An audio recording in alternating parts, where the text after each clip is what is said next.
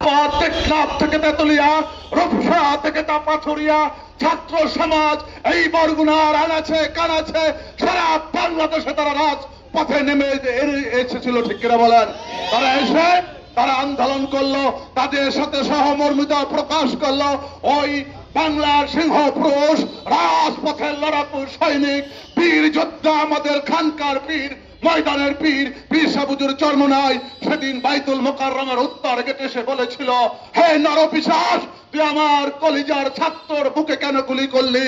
অতএব আমরা এই সরকারকে অধঃপতন না করে আমরা ঘরে ফিরবো না, ঠিক কিনা বলেন? এই রক্তের মাধ্যমে, এই জুলাই ছাত্র ছাত্রীদের শহীদের মাধ্যমে আমরা একটি জুলাই পরবর্তী একটি দেশ পেয়েছি। আমাদের ছাত্ররা সেদিন আহ্বান করেছিলেন, ডক্টর ইউনূস সাহেব, আপনি নোবেল পুরস্কার পেয়েছিলেন, আপনাকে অত্যন্ত আদর করে স্নেহ করে আপনাকে বিদেশ থেকে এনে আমরা এই প্রধান উপদেষ্টার পদে আপনাকে আসীন করেছি। আমরা দেশের তৎকালীন যারা মাঠে ছিল সকলে ঐক্যমত ওখানে বসিয়েছেন, কিন্তু দেখা গেল একের পর এক আপনি লন্ডনে যাওয়ার পরে আপনার পূর্বের কথা আর পরের কথা একটুকু মিল নাই, ঠিক কিনা বলেন? এরপর আপনি একটা দলের চক্রান্ত, যেই দল এই দেশে এক নয় দুই নয় 4 বার পরীক্ষা দিয়েছে, 4 বারই ফেল করেছে।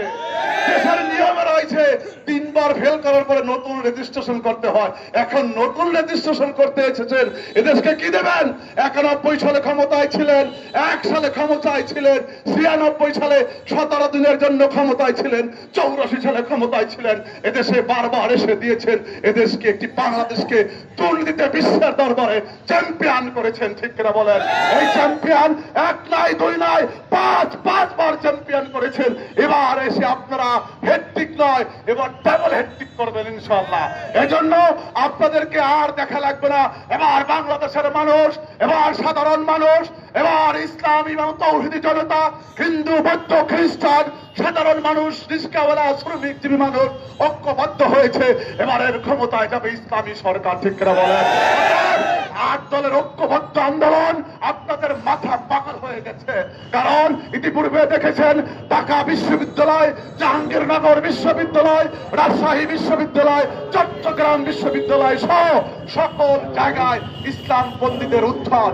অতএব আগামী দিনে ইসলামী সরকার ক্ষমতা আসবে এই আশাবাদ ব্যক্ত করে, আপনাদের শীর্ষস্থ দীর্ঘায়ু কামনা করে আগামী দিনে রাজপথে ইসলামী আন্দোলন আমিরুল মুজাহিদিন যে প্রোগ্রাম দেবে, আমরা তার ডানে থেকে বামে থেকে ইনশাআল্লাহ এই বরগুনার মাটি থেকে বিশ্বাস ইনশাআল্লাহ তাকে একটি আসন উপহার দিব, এই আশাবাদ ব্যক্ত রেখে এখন আমাদের মিছিল শুরু হবে।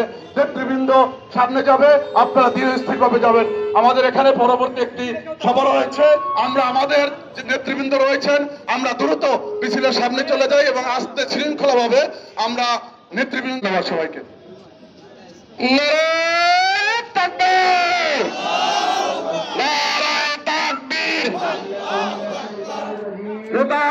নীতি চাই, সারা বাংলায় শুনতে পাই।